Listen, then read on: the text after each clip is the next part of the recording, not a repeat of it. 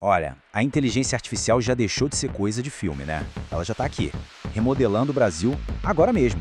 De hospitais a fazendas, a promessa de uma verdadeira revolução. Mas a pergunta que fica é: a que custo? Hoje a gente vai mergulhar fundo no impacto dessa tecnologia aqui no país. E a grande questão é exatamente essa. Será que a gente está abraçando um futuro de progresso, de eficiência? Ou, na verdade, estamos abrindo a porta para uma ameaça silenciosa que pode redesenhar nossa sociedade para pior? A resposta, claro, não é simples. E os dois lados dessa moeda têm argumentos muito fortes.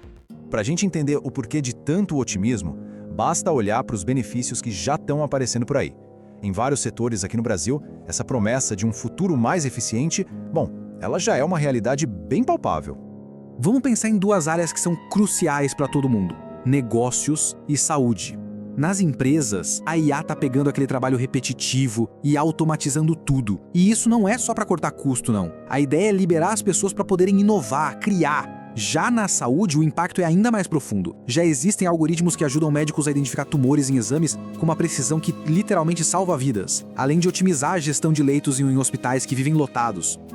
E o alcance da IA vai muito, mas muito além. Imagina só, uma sala de aula onde cada aluno consegue aprender no seu próprio ritmo, com uma plataforma que se adapta a ele. Ou cidades mais seguras, porque a polícia consegue usar dados para prever onde os crimes têm mais chance de acontecer. E no agronegócio, que a gente sabe que é o motor do Brasil, a IA já ajuda a monitorar clima e solo para garantir safras recordes e com menos desperdício. É uma transformação em larga escala. Mas claro, todo esse poder tem um lado sombrio. A mesma tecnologia que promete tanto progresso também carrega um perigo enorme de ruptura. E se a gente não tomar cuidado, as consequências podem ser devastadoras para milhões de brasileiros. É aqui que o papo fica bem sério. A gente está falando da possibilidade real, concreta, de milhões de empregos simplesmente sumirem. Especialmente em funções administrativas, em linhas de produção. E, ao mesmo tempo, corremos o risco de aprofundar ainda mais o abismo social que já existe, criando um país onde uma parte da população colhe os frutos da IA, enquanto a outra fica cada vez mais para trás.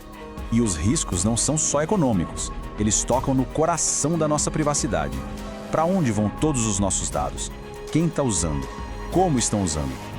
Sem leis claras, o Brasil está navegando em um território bem perigoso. E tem mais. Essa nossa dependência de tecnologia que vem de fora não é só um problema de mercado, é uma questão de soberania. Afinal, quem controla os algoritmos, controla uma parte importante do nosso futuro. Mas afinal, o que as pessoas realmente pensam sobre tudo isso? Porque essa não é uma discussão teórica que fica só no papel. Ela tem rosto, tem voz. Vamos ouvir o que diferentes setores da sociedade brasileira têm a dizer. Do ponto de vista de quem lidera uma empresa, a visão é bem clara. Ou se adapta ou fica para trás. Para executivos como a Ana Paula Ribeiro, a IA não é uma opção, é uma necessidade para continuar competitivo no mundo todo. A lógica é: a automação já é um fato. Então o grande desafio é requalificar as pessoas para que elas possam fazer as tarefas que as máquinas não conseguem. Só que do outro lado da mesa, a visão é completamente diferente. Para líderes sindicais como João Carlos, essa conversa de eficiência soa como um alarme de incêndio.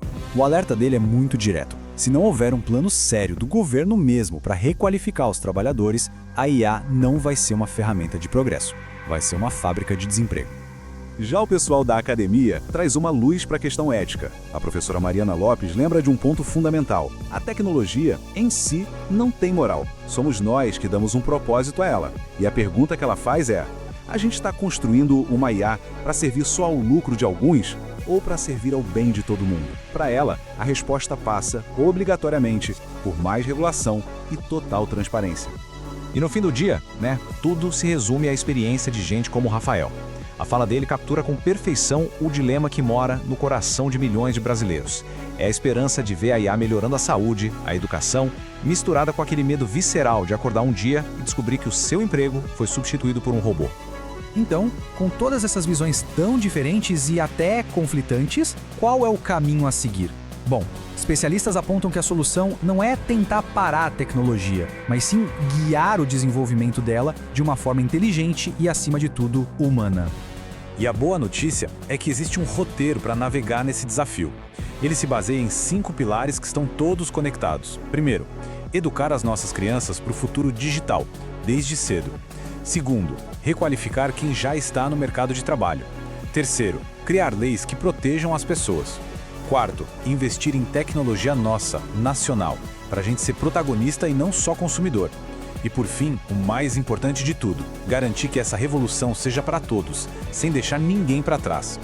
E aqui está talvez a verdade mais importante. O futuro não está escrito em pedra. A tecnologia não determina nosso destino. Nós determinamos.